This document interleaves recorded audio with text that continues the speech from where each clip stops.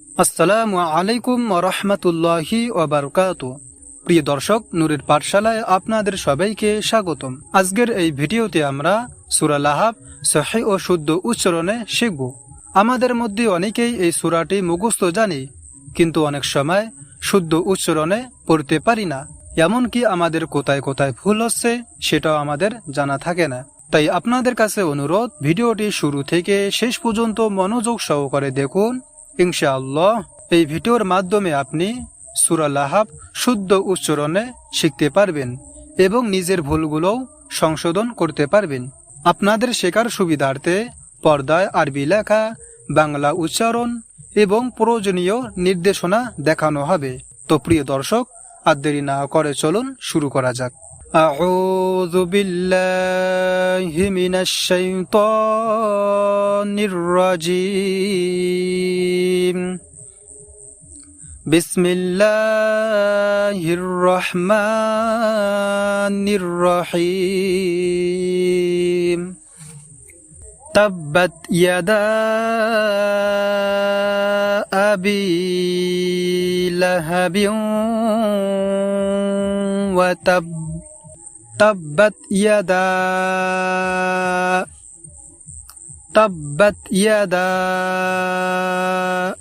প্রিয় দর্শক, এখানে আমরা তাব্বাত ইয়াদা, এই দা এখানে আমরা 3 আলিফ টেনে পড়ব, অর্থাৎ এই দা এই জায়গা আমরা একটু লম্বা করে টান দেব এইভাবে, ইয়াদা।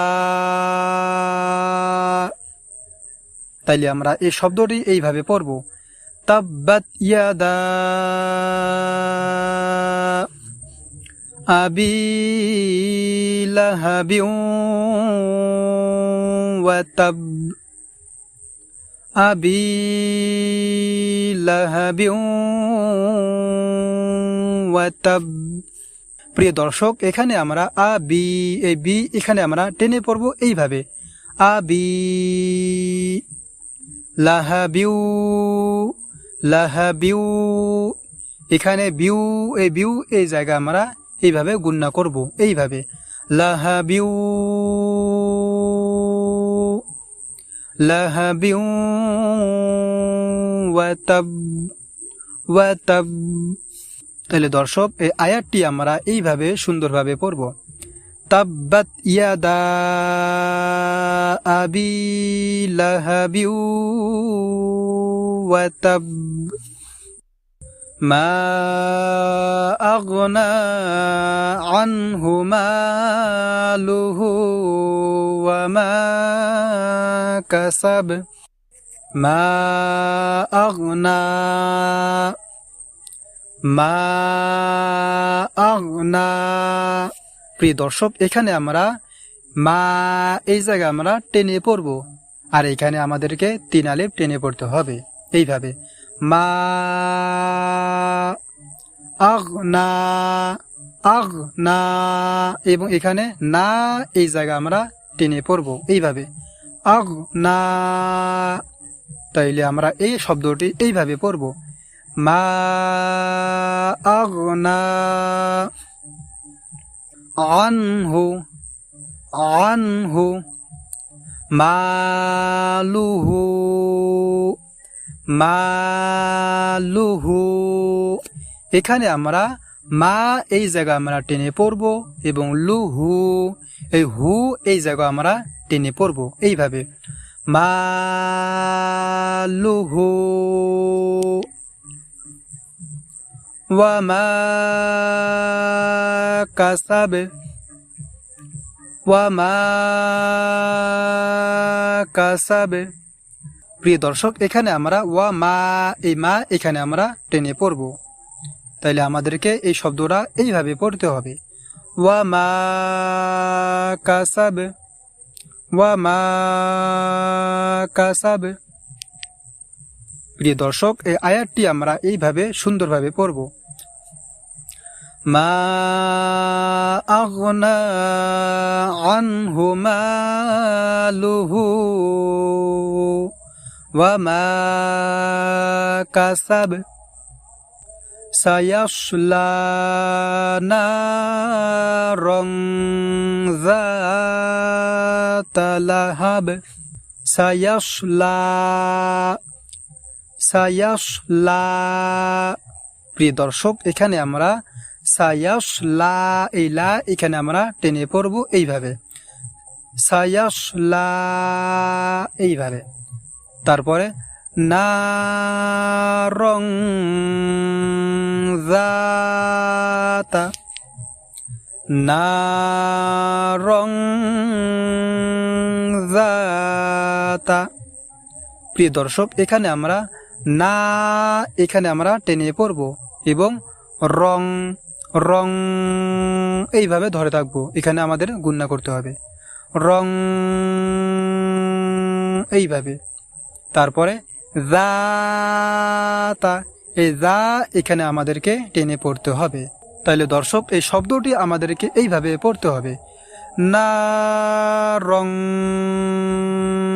যাতা লাহাব লাহাব। তাইলে দর্শক, এই আয়াতটি আমরা এইভাবে সুন্দরভাবে পড়ব, সায়াসলা নারং যাতা লাহাব ওয়ামরাআতুহু হাম্মালাতাল হাতাব ওয়ামরাআতুহু ওয়ামরাআতুহু। প্রিয় দর্শক, এখানে আমরা ওয়ামরাআতুহু এই হু শেষে হু এখানে আমরা টেনে পড়ব এইভাবে, ওয়ামরাআতুহু হাম্মা। প্রিয় দর্শক, এখানে আমরা হাম এখানে আমরা এইভাবে গুণনা করব এইভাবে, হাম এইভাবে, এবং মা এই মা এখানে আমাদেরকে টেনে পড়তে হবে এইভাবে, মা। তাইলে আমাদের এই শব্দটি এইভাবে পড়তে হবে, হাম্মা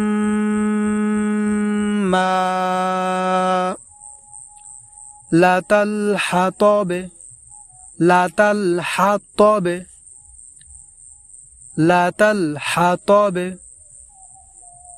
তাইলে দর্শক, এই আয়াতটি আমরা এইভাবে পড়ব, ওয়ামরাআতুহু হাম্মালাতাল হাতাবে ফি জিদিহা হাবলুম মিন মাসাদ ফি জিদিহা ফি জিদিহা।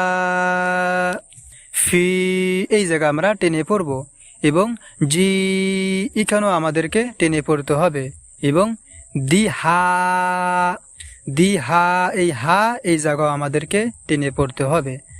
তাহলে দর্শক, এই শব্দটি আমরা এইভাবে পড়ব, ফি জিদিহা হাবলুম মিন মাসাদ হাবলুম মিন মাসাদ। প্রিয় দর্শক, এখানে আমাদেরকে হাবলুম এই লুম এখানে আমরা গুণনা করব এইভাবে, হাবলুম। ঠিক এইভাবে আওয়াজটাকে আমরা এইভাবে ধরে থাকব, হাবলুম। তারপরে মিম মাসাদে, এবং এখানেও আমাদেরকে এইভাবে গুণনা করতে হবে, মিম এইভাবে ধরে থাকব, মিম মাসাদে। তাহলে দর্শক, এই শব্দটি আমরা এইভাবে পড়ব, হাবলুম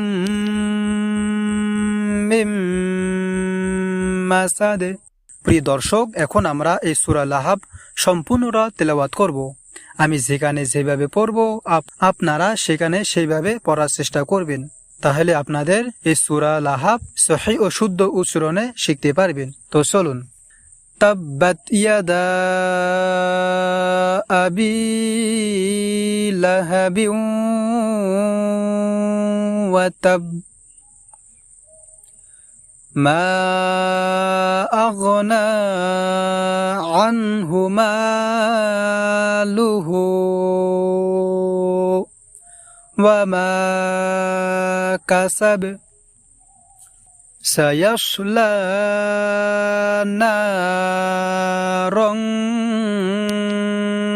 যাতা লাহাব وامرأته حمالة الحطب في جيدها حبل من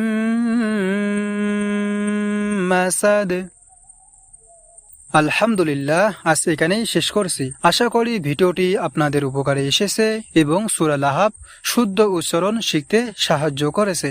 ভিডিওটি ভালো লাগলে একটি লাইক দিন, আপনার বন্ধু ও পরিবারের সাথে শেয়ার করুন এবং ইসলামিক শিক্ষা বিষয়ক আরও ভিডিও পেতে নূরের পাঠশালা চ্যানেলটি সাবস্ক্রাইব করে পাশে থাকা বেল আইকনটি অন করে রাখুন।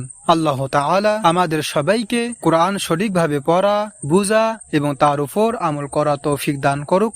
আমিন।